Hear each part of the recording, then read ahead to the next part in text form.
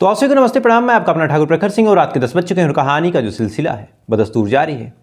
आप लोगों में से कई लोगों का कहना है कि जो वीडियो का नोटिफिकेशन है वो टाइम से मिल नहीं रहा। तो आप लोग एक बार ध्यान से देख लीजिए कि सब्सक्राइब करने के बाद आपने बेल आइकन को दबाया है या नहीं दबाया। अगर नहीं दबाया तो आप लोग दबा दीजिए, साथ ही जो चैनल पर नए हैं सब्सक्राइब कर लीजिएगा। अब आते हैं आज की कहानी की बात करते हैं। और आज की कहानी एक ऐसी कहानी है, और कायदे से कहा जाए तो हर चीज़ के दो पहलू होते हैं। कोई चीज़ आती है, कोई नई टेक्नोलॉजी आती है, तो कई बार उसके कुछ खामियाजे भी भुगतने पड़ते हैं। ऐसी एक चीज़ आई थी आर्टिफिशियल इंटेलिजेंस, जिसे एआई कहा जाता है। उसकी वजह से कई लोगों की ज़िंदगियां तबाह हो गई। कई लोगों के डीप फेक ऐसे वीडियो बने जो वास्तव में अगर कोई सेलिब्रिटी नहीं है, जो ऊंची पहुंच नहीं रखता है, तो उस वजह से कई लोगों ने सुसाइड तक कर लिया। कई लोगों ने अपने आप को कहीं कैद कर लिया। कईयों की बैंक बैलेंस, कईयों की ज़िंदगी, घर गृहस्थी तबाह हो गई। लेकिन अपने अपने यूज़ करने के तरीके के ऊपर है। आज एआई से जुड़ी एक ऐसी कहानी आपको सुनाऊंगा, और ऐसा नहीं है कि ये कहानी किसी दूसरे देश की है, दूसरे मुल्क की है। ये कहानी अपने इसी भारत देश के, अपने दिल्ली में घटी एक घटना की है, जहाँ पे पुलिस के पास ना कोई सबूत था, ना कोई सुराग था। लेकिन एआई की मदद से एक ऐसा चेहरा तैयार किया गया, जिस चेहरे को जब सामने लाया गया तो एक मुर्दा फिर अपनी आँख खोलता है, और खोलने के बाद अपने ही कातिल का पता अपने मुंह से बता देता है कि कातिल कौन है। तो पूरी कहानी क्या है आपके सामने सिलसिलेवार तरीके से आता हूँ। तो इस कहानी की शुरुआत होती है 10 जनवरी साल 2024। 10 जनवरी साल 2024 नॉर्थ दिल्ली, यानी जो उत्तरी दिल्ली है, वहीं पे गीता कॉलोनी फ्लाईओवर के पास एक गोल्डन जुबली पार्क है, और उसी पार्क के पास एक लाश मिलती है। अब जैसे ही लाश मिलने के बाद फिर किसी ने पुलिस को फ़ोन किया। पुलिस भी उस जगह पे पहुंचती है। पहुंचने के बाद बॉडी अपने कब्जे में लेती है, तफ्तीश शुरू करती है। सबसे पहले पुलिस वाले उस बॉडी को चेक करते हैं।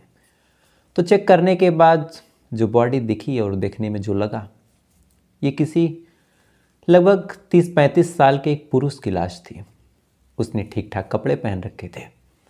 पुलिस वालों ने पॉकेट को टटोला कि शायद कुछ मिल जाए, कोई आधार कार्ड, कोई पैन कार्ड, कोई डॉक्यूमेंट, कोई मोबाइल फ़ोन। लेकिन उस आदमी के पास ना ही कोई आधार कार्ड था, ना ही कोई डॉक्यूमेंट था, ना ही कोई मोबाइल फ़ोन था। गर्दन पे चोट के निशान थे, और ऐसा लग रहा था कि किसी ने गला घोट के इसका कत्ल किया है।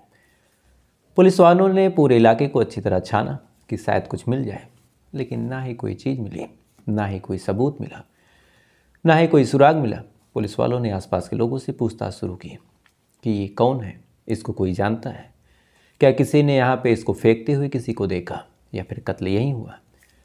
लेकिन जिन्होंने भी कुछ देखा था, जिन्होंने फ़ोन किया था, किसी के पास कोई ऐसी जानकारी नहीं थी, ना ही कोई ऐसा था जो इस मरने वाले शख्स को पहचानता हो। फिलहाल पुलिस वालों ने बॉडी अपने कब्जे में ली। लेने के बाद बॉडी को पोस्टमार्टम के लिए भेजा। पोस्टमार्टम हुआ। पोस्टमार्टम रिपोर्ट जब आई तो इस रिपोर्ट में कहा गया कि पहले तो इसको शराब पिलाई गई, उसके बाद इसको मारा पीटा गया, उसके बाद इसका गला दबा के कत्ल किया गया। और गला हाथों से नहीं, बल्कि किसी कपड़े के टुकड़े से, चाहे वो दुपट्टा हो, चाहे वो कोई चादर हो, कोई साड़ी हो, ऐसी चीज़ों से किया गया है। अब पुलिस के पास एक लाश थी, एक कत्ल का सीधा सीधा मामला था, लेकिन ना ही कातिल का पता, ना ही कत्ल क्यों हुआ ये पता, और सबसे अहम सवाल कि कत्ल किसका हुआ, यानी ये लाश किसकी है, ये बधित कौन है, ये भी नहीं पता। पुलिस वाले एकदम एक पूरी ब्लाइंड मर्डर मिस्ट्री को सुलझाने की कोशिश कर रहे थे, यानी कोई सबूत, न कोई गवाह, न कोई सुराग, न कातिल, न चश्मदीद, न कोई मरने वाले की जानकारी। बहरहाल पुलिस वालों के पास अब कोई चारा था नहीं। उन्होंने आसपास के इलाकों में इत्तला करना शुरू किया कि एक 30-35 साल के आदमी की लाश मिली है, अगर कोई इसे जानता हो तो आए हमारे पास शिनाख्त करें, किसी के घर का कोई गायब हो तो आए हमारे पास कंप्लेन दर्ज करें। पुलिस वालों को लगा कि मामला आसपास का ही होगा, अगर कोई होगा तो आएगा, किसी के घर का कोई गायब होगा तो वो कंप्लेन दर्ज करवाएगा, हम एज वगैरह मैच करवा लेंगे, जो कपड़े हैं वो मैच करवा लेंगे, तो बात आसान हो जाएगी। पुलिस वाले इंतज़ार करते रहे इस उम्मीद में कि कोई आएगा। लेकिन दिल्ली जैसी जगहों पे, जहाँ पे इंडस्ट्रीज ज़्यादा हैं, जहाँ पे कंपनीज़ हैं, वहाँ एक दिक्कत होती है। कई लोग ऐसे होते हैं जो अलग अलग राज्यों से आके दिल्ली में नौकरी करते हैं, वहाँ पे जॉब करते हैं, फैमिली उनके अपने घर पे रहती है। तो दिल्ली में पता नहीं वो मिसिंग कंप्लेन दर्ज करे या ना करे। क्योंकि लोकल का होगा तो लोकल थाने में दर्ज करेगा, दिल्ली का होगा तो दिल्ली में ही करेगा, ऐसा कोई गारंटी नहीं है। कई बार परिवार वाले खोजते रहते हैं, महीनों बाद उनके कान में जू रेखती हैं कि चले पुलिस का सहारा लें। इधर जो गीता कॉलोनी फ्लाईओवर के पास पुलिस की जिम्मेदारी थी, उनके पास इतना टाइम नहीं था कि महीनों तक इंतज़ार करें। ये भी नहीं पता था कि ये जो मरने वाला शख्स है ये प्रॉपर दिल्ली का ही है या फिर कहीं बाहर से आके नौकरी कर रहा। बाहर से आया होगा तो और दिक्कत। अब क्या करें? पुलिस वालों ने आसपास के तमाम लोगों से पूछताछ की, तमाम लोगों से जानकारी ली कि किसी के पास इस शख्स की कोई जानकारी है। लेकिन जानकारी लेने में और ये तमाम चीज़ें करने में पुलिस वालों को एक दिक्कत हो रही थी। दरअसल ये जो लाश थी, जो पोस्टमार्टम रिपोर्ट में पता चला, उस हिसाब से इसका कत्ल लगभग 12-14 घंटे पहले हुआ था। 12-14 घंटे में लाश की थोड़ी सी स्थिति भी बदली। साथ ही चूँकि मारा पीटा भी गया था, इस वजह से चेहरे पे कुछ चोट के निशान भी थे। तीसरी चीज़ जो थी वो ओठ वगैरह का कलर बदल गया था, आंखें बंद थी, चेहरा थोड़ा सा भयानक दिख रहा था। तो ऐसे हाल में दो दिक्कतें थी। पहला कि इस तस्वीर को आखिर भेजें कैसे? हर जगह भेजा नहीं जा सकता, हर जगह लगाया नहीं जा सकता, चूँकि चेहरा विभस्त है और विभस्त तस्वीरों को फेसबुक या फिर इंस्टाग्राम ये तमाम चीज़ें अलाउ करती नहीं है। तो फिर क्या करें? दूसरी चीज़, अगर चेहरा ख़राब है तो हम इसे किसी रेलवे स्टेशन पे, किसी बस स्टैंड पे यूं ही नहीं डाल सकते। सुबह सुबह कौन देखे, किसका मूड ऑफ से हो जाए। ये तमाम चुनौतियां थी। और दूसरी जो मेन दिक्कत थी कि अगर किसी के घर का भी होगा तो चेहरा ख़राब होने के बाद एक बार घर का शख्स ये मानने को तैयार नहीं होता कि ये जो शक्ल है या फिर ये जिसकी लाश है वो उसी के घर की है। क्योंकि उसकी नज़रों में तो उसका एक सुंदर सा परिवार का सदस्य ही आता है, तो बेबस चेहरा वो पहचान नहीं पाता। ये तमाम दिक्कतें थी। वक्त गुजरता जा रहा था, कहीं से कोई कंप्लेन, कहीं से कोई इन्फॉर्मेशन मिल नहीं रही थी। पुलिस वाले परेशान थे कि करें तो करें क्या। वक्त गुजरता रहा, कहीं से जब कोई जानकारी नहीं मिली, इसी दौरान एक आइडिया आता है पुलिस वालों को। क्योंकि सामने से कोई कोशिश हो नहीं रही थी कि कोई आए और आने के बाद कंप्लेन वगैरह दर्ज करे, तो इन्हें लगा कि काम करते हैं, इसके परिवार को हम खुद खोजते हैं। लेकिन कैसे? दिक्कत वही थी कि शक्ल खराब है, इसको लेके हम कहीं दिखा नहीं सकते। तब उन्होंने सोचा कि क्या करें ऐसा जिससे जो शक्ल है, ये मरने वाला जो शख्स है, एकदम सही दिखाई दे। सही दिखाई देगा यानी इसके होठ पहले की तरह गुलाबी हो जाए, आंख जो बंद है ये खुल जाए, जो चेहरे पे चोट के निशान है वो गायब हो जाए। अब ऐसी चीज़ें तो किसी जादू से ही पॉसिबल थी, लेकिन पुलिस वालों को आखिर वो जादू करना था। लिहाजा पुलिस वाले अलग अलग टेक्नोलॉजी का सहारा लेना शुरू करते हैं। अलग अलग ऐसे लोगों को बुलाते हैं जो ये तमाम चीज़ों के बारे में जानकार थे। ऐसे लोगों को संपर्क में लिया जाता है जो कुछ ऐसी चीज़ें करते थे, जो फेस मैपिंग वगैरह करते थे, जो ऐसी टेक्नोलॉजी का यूज करके फ़ोटोशॉप वगैरह करते थे। उन तमाम लोगों को बुलाया गया। तमाम लोगों ने अपनी अपनी राय दी और इसी दौरान एक शख्स ने कहा कि अगर हम आर्टिफिशियल इंटेलिजेंस यानी AI की मदद लें तो इस शख्स के चेहरे को सुधारा जा सकता है। अब ये चीज़ जब पुलिस वालों ने सुनी तो कायदे से उम्मीद भी जगी और हैरान भी हुए कि क्या वास्तव में ऐसा पॉसिबल है कि एक चेहरा जो बुरी तरह ख़राब हो, हम उसको ऐसे सही कर सकते हैं। बहरहाल पुलिस वालों ने कहा कि ठीक है, आप करिए। उसने फिर अपना काम शुरू किया। सबसे पहले इस मरने वाले शख्स की जो तस्वीर थी वो अपने कैमरे में कैद की।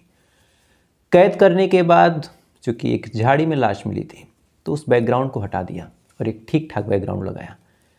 उसके बाद फिर उसने आर्टिफिशियल इंटेलिजेंस यानी जो AI है, जब उसका उपयोग करना शुरू किया तो सबसे पहले उसने मरने वाले शख्स की आंखें खोल दी, यानी अब तक जो आंखें बंद थी उसको ओपन कर दी, एक आइडिया लगा के कि इसकी आंखें ऐसी होती होंगी। दूसरा, उसने फिर तमाम अलग अलग फेस फिल्टर का यूज किया और एक प्रॉपर पता लगाया कि आखिर मरने वाले शख्स का ओठ किस कलर में रहा होगा, क्या बहुत गुलाबी रहा या फिर ब्राउन रहा या फिर बहुत काला रहा। इन तमाम चीज़ों का यूज करते करते करते कराते अंत में उसने आइडिया लगाया कि आखिर ये इसका ओठ किस कलर का होगा और आखिर ये मुस्कुराएगा तो कैसे मुस्कुराएगा। इसके बाद उसने उस चेहरे को फिर से ठीक किया और एक प्रॉपर ओठ लगाया, एक लिप लगाया जो देखने में ठीक ठाक बेहद अच्छा लगे, एकदम नेचुरल। चेहरे पे जो चोट के निशान थे और जो चेहरा पूरा काला पड़ चुका था उसका भी इलाज करना था। यानी ये मरने वाला शख्स मरने से पहले किस कलर का रहा होगा इसका भी अंदाज़ा लगाना था। उसने फिर वो काम शुरू किया, घंटों तक मशक्क़त की। उसके बाद एक ठीक ठाक कलर उस शक्ल पे दी कि हाँ ये ऐसा दिखता रहा होगा। जो चोट के निशान थे, फिर ये कयास लगाया गया कि चोट लगने से पहले यहाँ का बॉडी पार्ट कैसा रहा होगा, वो भी ठीक किया गया। यानी एक शक्ल जो पहले कुछ और दिखती थी उसको चेंज करके कुछ और बनाया गया। ये तमाम चीज़ें जब कर दी गई तो एक चेहरा जो बिल्कुल निर्जीव था, चोटिल था, उसको एक जिंदा शक्ल दिया गया। अब एक शक्ल थी जो मुस्कुरा भी रही थी, जिसकी आंखें खुली थी और ऐसा लग रहा था कि मानो अभी बोल पड़ेगा। अब पुलिस वालों के पास एक चेहरा मिलता है। उसके बाद उन्होंने 2000 उस चेहरे के पोस्टर छपवाए और इस पर लिखा कि अगर इस शक्ल कोई जानता हो, पहचानता हो तो हमें इत्तला दें, चूँकि इसके बारे में हमें कुछ बात करनी है। अब इन पोस्टरों को अलग अलग पुलिस स्टेशनों में, अलग अलग रेलवे स्टेशन पे, अलग अलग बस स्टैंड पे, अलग अलग दीवारों पे यूं ही चिपका दिया। चिपकाने के बाद अब पुलिस वाले इंतज़ार करते हैं। इतनी जो मेहनत हुई थी, इतनी एआई की मदद ली गई, इतनी टेक्नोलॉजी लगाई गई, इतना डाटा लगा, इतनी तमाम चीज़ें हुई, ये तमाम चीज़ें आखिरकार रंग लाती हैं और एक परिवार पहुंच जाता है छावला पुलिस स्टेशन। और वहाँ पे जाने के बाद कहता है कि सर ये जो फ़ोटो लगी हुई है, ये फ़ोटो हमारे एक परिवार के सदस्य की है जिसका नाम हितेंद्र सिंह है। पहली बार इतने दिन बाद एक ऐसा परिवार पुलिस के सामने आया था जो एक बॉडी को क्लेम कर रहा था जो पिछले न जाने कितनों दिनों से लावारिश पड़ी थी। फ़ौरन जो छावला पुलिस स्टेशन है उन्होंने इन पुलिस वालों से संपर्क किया, इनको बताया कि एक परिवार आया है। कोतवाली में फ़ोन गया, परिवार वालों को बुलाया जाता है, बॉडी की शिनाख्त कराई गई। परिवार वालों ने बॉडी की शिनाख्त की और कहा कि हाँ ये बॉडी हमारे ही घर की है। उसके बाद परिवार वालों को बॉडी सुपुर्द कर दी गई। वो अपने साथ लेके जाते हैं, अंतिम संस्कार करते हैं। अब 3 चीज़ों में से एक चीज़ पुलिस वाले सुलझा चुके थे कि ये शक्ल कौन है, ये शख्स है कौन जिसका कत्ल हुआ। अब 2 मेजर सवाल कि कातिल कौन है और कत्ल क्यों हुआ। अब पुलिस वाले सबसे पहले परिवार वालों से पूछते हैं कि क्या आपको किसी पे डाउट है। उन्होंने कहा कि नहीं, हमें किसी पे कोई डाउट नहीं। परिवार वालों से फिर इस मरने वाले शख्स के बारे में पूछा गया कि ये कौन है, क्या करता है। तो पता चला कि जो मरने वाला शख्स है इसका नाम है हितेंद्र सिंह और वहीं पे एक गांव है दौलतपुर, उसी गांव में इसका परिवार रहा करता था और लगभग 35 साल इसकी उम्र थी। ठीक ठाक पढ़ा लिखा था, इस वजह से एक ऑडिट फॉर्म में इसको जॉब मिलती है। हफ्ते में 6 दिन 7 दिन ये जॉब पे रहता।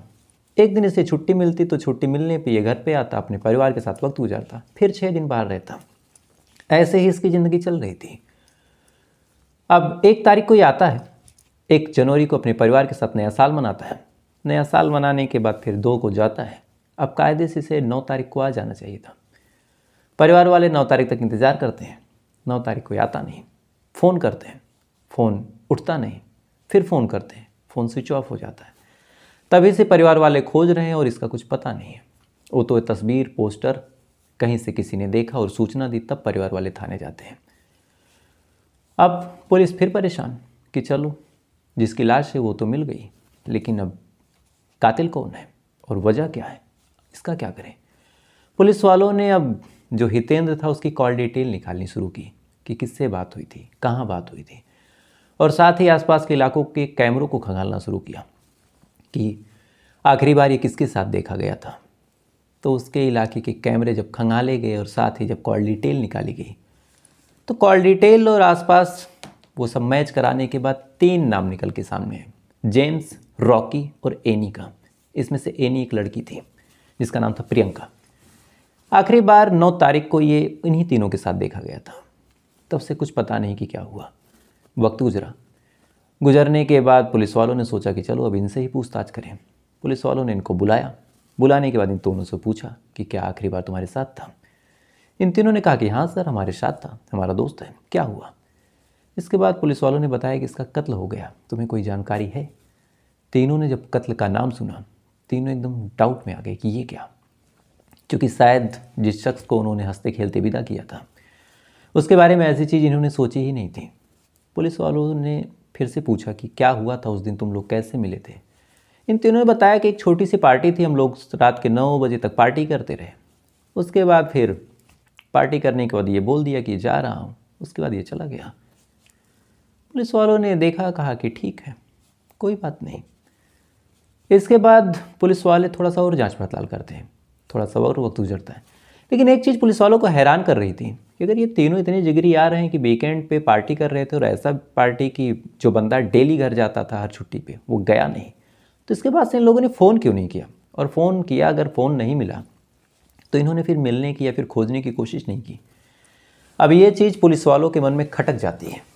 पुलिस वाले फिर से अब बुलाने का फैसला करते हैं कि इन तीनों को बुलाओ और तीनों से फिर से पूछताछ करो। पुलिस वाले फ़ोन करते हैं, जेम्स को करते हैं, फ़ोन स्विच ऑफ जाता है। रॉकी को फ़ोन करते हैं, उसका भी फ़ोन स्विच ऑफ। जो एनी थी उसका भी फ़ोन स्विच ऑफ। अब तीनों का एक साथ फ़ोन स्विच ऑफ होना, इधर पुलिस वालों को पहले से डाउट होना, कहीं ना कहीं अब पुलिस वालों का जो शक था इन तीनों के ऊपर और बढ़ जाता है कि अगर ये तीनों गलत ना होते तो तीनों का फ़ोन एक साथ स्विच ऑफ ना होता। पुलिस वालों ने अब इनको उठाने का फैसला किया। घर पे जाते हैं, दबिश डालते हैं, पता चलता है कि तीनों घर से फरार। अब क्या करें? अलग अलग जगहों पे भी इनकी तलाश शुरू होती है। कई दिन गुजरते हैं और अंत में जेम्स, रॉकी और एनी तीनों गिरफ्तार होते हैं। गिरफ्तार होने के बाद इनको थाने लाया जाता है। लाने के बाद जब इनसे पूछताछ की जाती है कि तुमने क्यों मारा और पूरी सच्चाई क्या है, तो शुरुआत में तो इन्होंने इतनी कहानियाँ सुनाई कि पुलिस वाले भी सर पकड़ के बैठ गए कि एक आदमी इतना झूठ कैसे बोल सकता है। लेकिन फिर पुलिस तो आखिर पुलिस जब तबीयत से पूछताछ करती है तब ये तीनों अपना मुंह खोलते हैं और पूरी कहानी सुनाते हैं। और यहीं से कहानी कई महीने पहले पहुंच जाती है। दरअसल जो हितेंद्र सिंह था उसकी एक गर्लफ्रेंड थी जिसका नाम था रूबी। रूबी वैसे तो शादीशुदा थी लेकिन फिर भी हितेंद्र के संपर्क में थी, काफ़ी हितेंद्र को पसंद करती थी। लेकिन रूबी को कहीं ना कहीं जो जेम्स था वो भी पसंद करता था। जेम्स चाहता था कि रूबी से उसकी दोस्ती हो जाए, उससे बातचीत हो जाए। इधर जो रूबी थी उसकी शादी हुई थी तो वो अपने इस रिश्ते को अपने हस्बैंड से छुपा के भी रखती थी। उसका हस्बैंड नहीं जानता था कि इन दोनों के बीच ऐसा कुछ है। इधर जेम्स लगातार रूबी को पसंद कर रहा था। उसने हितेंद्र से कई बार बोला भी कि मेरी सेटिंग करा दो, मेरी उससे दोस्ती करा दो, फ्रेंडशिप करा दो। हितेंद्र भी कहीं ना कहीं रूबी को काफ़ी मानता था, इस वजह से उसने मना किया, कहा कि ये तमाम चीज़ें मुझसे नहीं होंगी। तो कहीं ना कहीं जेम्स अब हितेंद्र से जलने लगा, क्योंकि उसका मानना था कि अगर हितेंद्र ना बीच में आए तो रूबी से उसकी दोस्ती, उसकी फ्रेंडशिप हो जाएगी। जेम्स जलने लगा। जलने के बाद उसने बदला लेने की सोची। इसी दौरान पैसे वगैरह को लेकर रॉकी और एनी और हितेंद्र के बीच भी झगड़ा हो जाता है। अब कायदे से जेम्स, रॉकी और एनी एक टीम में है और हितेंद्र अकेला है। फिर ये तमाम लोग प्लान बनाते हैं। प्लान बनाने के साथ साथ फिर इसको बुलाते हैं 8 तारीख को। 8 तारीख को बुलाने के बाद सारे लोग बैठ के पार्टी करते हैं।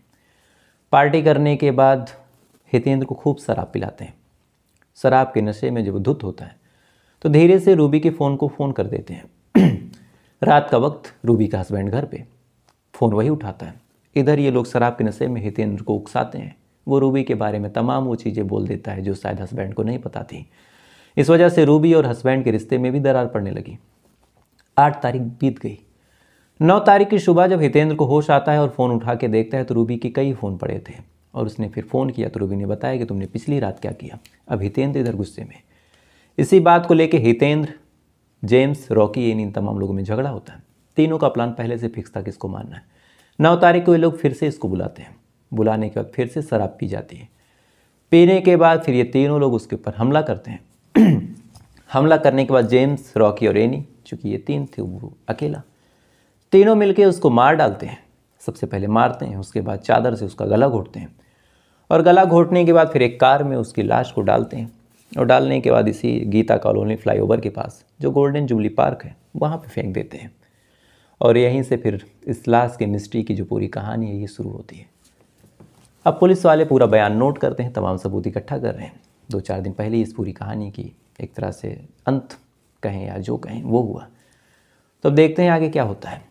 लेकिन अपने आप में बेहद अजीब कहानी थी कि AI की मदद से ये तमाम चीज़ें हुई। खैर ये तो रही पूरी कहानी, बातें हैं कल के सवाल पे। और कल का मेरा सवाल था और इस सवाल का शायद किसी ने भी सही जवाब नहीं दिया था कि दिमाग में ऐसा क्या है जिस वजह से कईयों को बहुत डर लगता है, कईयों को नहीं डर लगता है। कुछ लोग कहते हैं मेरा कलेजा मजबूत है, लेकिन यहाँ खेल कलेजे का नहीं है, बल्कि दिमाग में एक चीज़ होती है जिसे कहते हैं एमिगडाला। एमिगडाला ही एक ऐसी चीज़ है जो डर के लिए जिम्मेदार है। अगर आपके दिमाग से एमिगडाला निकाल दिया जाए तो शायद आपके सामने आग हो तो बिना डरे आप उसमें कूद जाएंगे। तो डर के लिए एमिगडाला ही जिम्मेदार है। तो अब आते हैं आज के सवाल पे, चूँकि कल इसका जवाब किसी ने नहीं दिया था तो कोई बात नहीं, किसी का नाम नहीं लिया जाएगा। अब आते हैं आज के सवाल पे और आज का सवाल शायद इस टाइम बड़ा इंटरेस्टिंग है। खासकर जो लोग बिहार की पॉलिटिक्स में इंटरेस्ट रखते हैं जानते होंगे। लालू यादव जी की जो सुपुत्री हैं उनका नाम है मीसा, और ये मीसा नाम कोई साधारण नाम नहीं है। हालांकि किसी भी बिटिया का नाम साधारण नहीं होता, लेकिन मीसा नाम के बीच एक बहुत ही राजनीतिक चीज़ है और एक इतिहास छुपा हुआ है इसमें। तो अगर किसी को पता हो कि लालू की बेटी का नाम मीसा क्यों है तो कमेंट करके बताइएगा, और नहीं पता तो कोई बात नहीं, कल मैं बताऊंगा। और साथ ही ऐसी कहानियों को देखने के लिए, ऐसी वीडियोस को सुनने के लिए, ऐसे इंटरेस्टिंग क्वेश्चन आंसर जानने के लिए वीडियो को लाइक करके चैनल को सब्सक्राइब करके बेल आइकन जरूर दबा दीजिएगा, ताकि आपके पास रात 10 बजे डेली नोटिफिकेशन पहुंच जाए।